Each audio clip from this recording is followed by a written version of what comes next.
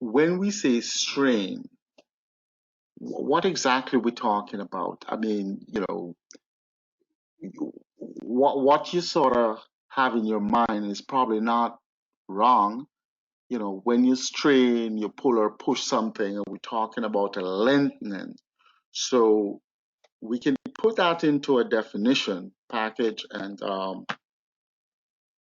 so strain is the change in length. So when we talk about the strain of a particular segment in the heart, it's basically a change in length. And we're going to show you how to put that in a mathematical form, and we can use it for assessment. So we can give a global strain, and when we do a global strain, we give the overall function. But we're more interested in looking at regional function. So we can give regional or strain by segments, because the importance of segments is the blood flow to that area. We can determine what is going on with the blood flow to that area. And if we can determine if that segment is normal or abnormal, then not all conditions is related to blockage of blood vessels. We have other conditions that can affect the heart muscle, and the strain is going to be abnormal as well. One of the main importance of strain, it eliminates this thing of what we call about tethering. So one of the problems we have when we look at, say, someone with coronary artery disease, we know when we talk about coronary artery disease, it's blockage of the blood vessel, a specific blood vessel, and therefore it's going to affect a few segments or a few regional function. But abnormal segments may be pulled by normal segments, and you get the impression that that area or that segment or that regional wall is normal because it's moving. So strain eliminates that. Strain will tell you, even if it's moving and it's not thickening or not lengthening, then that's abnormal. So strain will eliminate the effects of tethering. And the definition of tethering is the passive motion due to active contraction of other parts. So in essence, what we're saying, if you have a hypokinetic or an akinetic segment beside a normal segment, the normal segment can pull it and it looks normal. Okay? So the definition for strain, and we use the Lagrangian's formula, which is L minus L naught over L naught. So it's a very simplified, it's a very simple definition. So L naught is the baseline length. So you're going to always start with a baseline length, and you can either lengthen it or shorten it. Okay, so L is the instantaneous length. So if it's lengthened, then the length at which it's lengthened. And then L naught is always the baseline length. So you have to remember the definition. Once you remember the definition, then you can calculate the strain for any segment or regional wall. So again, it's L minus L naught over L naught, where L naught is the baseline length and L is the instantaneous length. Again, it is length divided by length, so it's a dimensionless index. And it is usually, when you see a report, it's expressed as a percentage.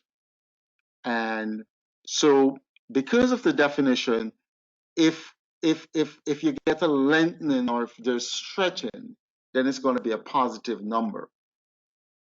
If it's compressed or shortened, then it's going to be a negative number because you can just try it out for yourself and put it in the equation. So when we look at the heart, if you remember what we said about the heart, when the heart contracts, it contracts from base to apex. So the heart, it contracts from the base moves up towards the apex, and then we also get thickening. So the if you remember, the septum and the posterior wall are going to come together. They're going to come together. But when it does that, the muscle actually thickens. Okay? So you're going to move from a shorter length to a greater length. Okay? But when you have your base to apical contraction, you're going to move from a longer to a smaller length, and that is why longitudinal strain from base to apex is going to be a negative number. Just put in some numbers in the formula, and you'll see that. Whereas the other type of strains are going to be positive. Okay, so this is the basic definition. So again, L naught is the baseline length, and L is the instantaneous length. So if you have a situation where things lengthens, okay, so your L is twice L naught, and you put it in the equation, you get 100%. So another situation is if uh, well, this if this is no change in so if your L is 1 and your L naught is 2, so therefore you get a contract, it's contracted or it shortens. When you put it in the equation, then you get -1, and remember it's expressed as a percentage, so to be -1%. So the point you're trying to get across here is that with a contraction or a shortening, it's going to be a negative number. Whereas when you have a lengthening or a thickening, it's going to be a positive number. So that is strain. Strain is a dimensionless index, as opposed to strain rate. When we talk about rate, it's usually a time event with respect to time. So strain rate is strain divided by time. Okay? So it's the change in strain per unit time, or the change in strain divided by the change in time. Okay, so once you manipulate that, again, remember that strain is a dimensionless index because it's a length divided by a length, and then time is seconds. So strain rate is second to the -1, or per second. Okay, so all right. So we talk about strain, and again, strain is just a change in the length. And if we're looking at the heart. When the heart contracts, it contracts from the base to the apex. So it's going to shorten.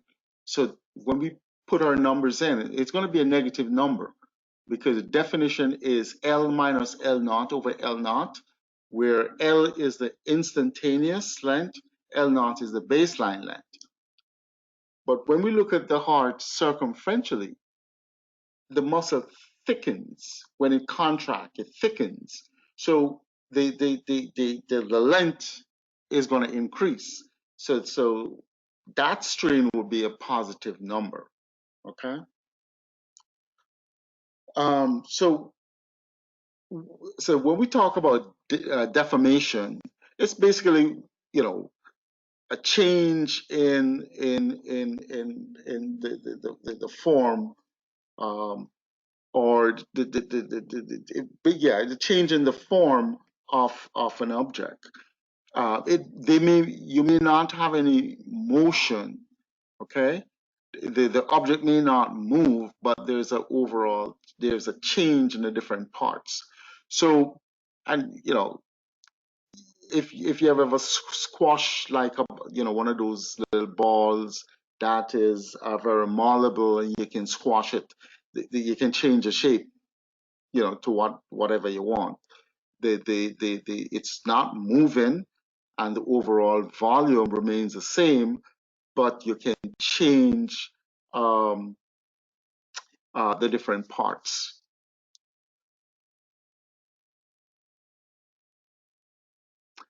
All right, so the reason why, when we talk about deformation, strain and strain rate are deformation measures. Um, okay, and this just showing you that, you might have something that's, for example, the heart. The volume of the heart is, for any one individual at any one point in time, is a constant, but you can change the shape, but the overall volume is gonna be the same. So the myocardium is incompressible. That means if one area thickens, another area is gonna decrease in length. Okay, so that is why when the heart contracts from base to apex, the muscle thickens because it is incompressible. So the overall volume is going to remain the same. So if you change one area, you have to change the other area to compensate for that change. Okay? All right. So what are the different type of strain? We have longitudinal strain, we have transmural strain, and circumferential strain. We mainly use longitudinal strain. And when we say longitudinal strain is when the heart contracts from base to apex, so it shortens. So that strain is a negative number. Okay? So remember, when the heart contracts from the base to the apex, the length decreases. So therefore, the instantaneous length is going to be less than the baseline length. So you get a negative number. So that is what we call longitudinal strain. And then we have transmural strain and circumferential strain, and we're going to show you those. So this is what we mean by longitudinal strain. So industrially, the base of the heart is right here. So the where we have the mitral valve, that's what we call the base of the heart. But when the heart contracts, this base is going to move up towards the apex, and it's going to travel a certain distance. Okay, and if you want to call that delta L, that's fine. But the L naught would be LD, the length in diastole. Okay, so the length in diastole from the base to the apex, it's denoted as LD here, but it's the same thing as L naught. And then when the heart contracts, the base moves up towards the apex. So now this instantaneous length, you can see it's shorter. So the length in systole is shorter than the length in diastole. When you plug them in the equation using instantaneous length, which is going to be your systolic length, minus the baseline length, which is your diastolic. So when you plug them in the equation, you're going to get a negative number, okay? And that is the overall longitudinal strain. So longitudinal strain is a negative number, okay? And we usually put it as a percentage, okay? So this is just showing you. So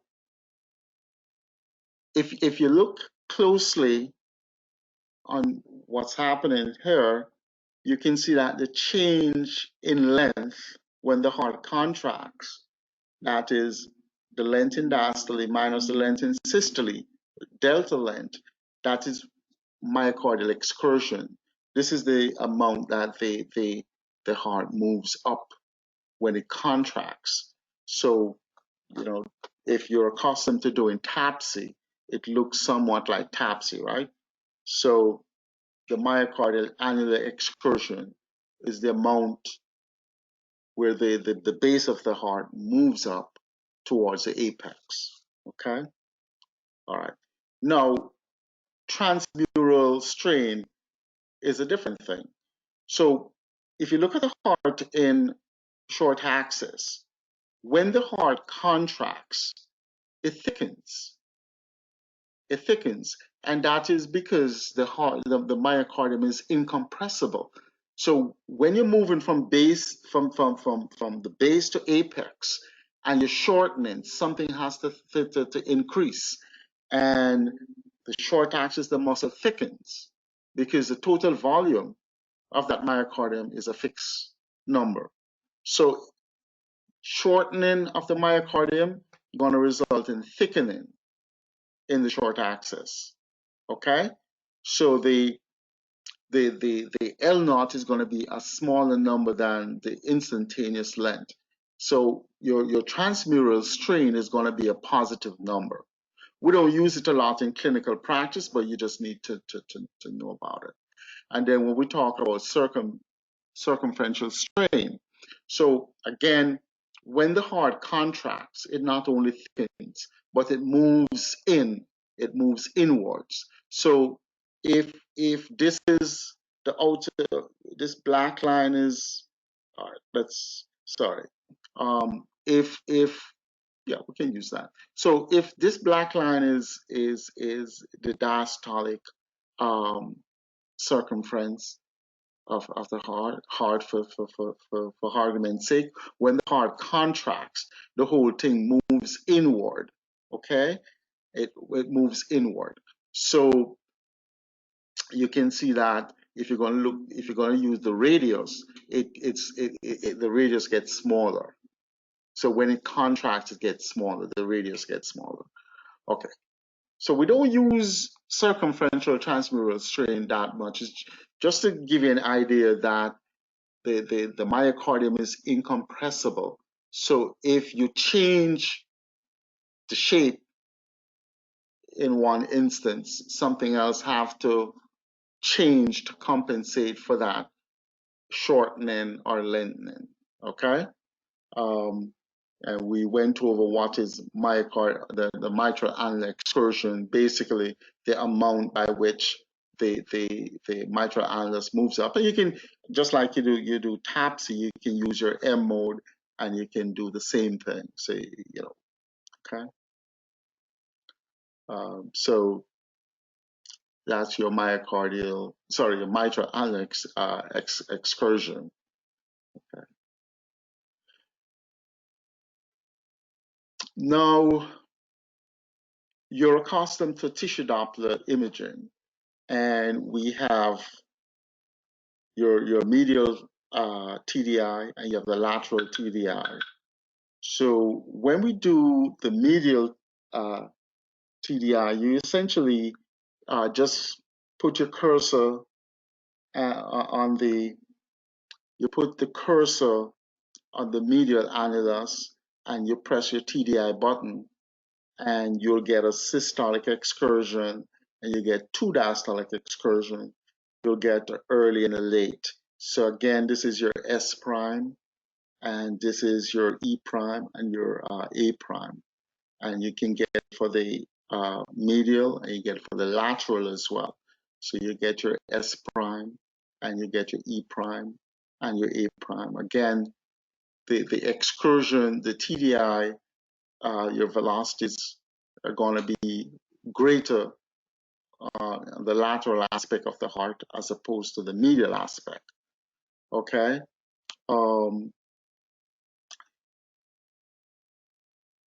So I mean, if you want to do strain rate, you know, again, remember the definition for strain rate. It is the rate at which you have the change in the strain. So if you put your S prime, because remember your S prime is the systolic velocity of the annulus, okay?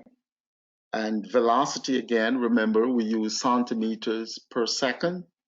And if we divide that by the diastolic length, so if we know the diastolic length and we divide it by the diastolic length, so the distance are going to cancel distance. So you will be left with second to the minus 1 per second. So that will give you the strain rate. But anyway, you won't have to calculate that. The machine does everything for you. But what you need to know is this is your strain curve. This is what a strain curve looks like. Again, you have velocity and you have time, okay? This is ECG on the bottom here. Okay, again, remember systole is from the onset of the QRS to the end of the T wave, then from the end of the T wave to the QRS is diastole. So, and this is longitudinal strain, longitudinal strain. So again, when the heart contracts, the base is going to move to the apex. So the length is constantly going to get shorter. It's going to get shorter. It's going to get shorter. It's going to get shorter. Okay, to the maximum shortening, and this is like the percentage of shortening that you're getting. Okay, so normally you should get at least 18 to 24%. So the normal strain should be minus 18 to minus 24. And it's minus because you get shortening. In systole, when the base moves up to the apex, it's shortening. And it's going to gradually shorten over time, okay, until you get maximum shortening, okay? And then it start to relax, okay? So this is what your strain curve looks like. And I'm not going to burden you with the other curves because this is the one that we basically use in clinical practice, all right? Normal strain is about minus 18 to minus 24, and using the formula because it's the heart shortens when it contracts from base to apex. It shortens. We're not going to look at the strain rate curve. We're not going to. So the displaced curve is just a mirror image of your strain curve, but we're not going to look at that. We're not going to look at that. So we're going to stop here because you need to get these concepts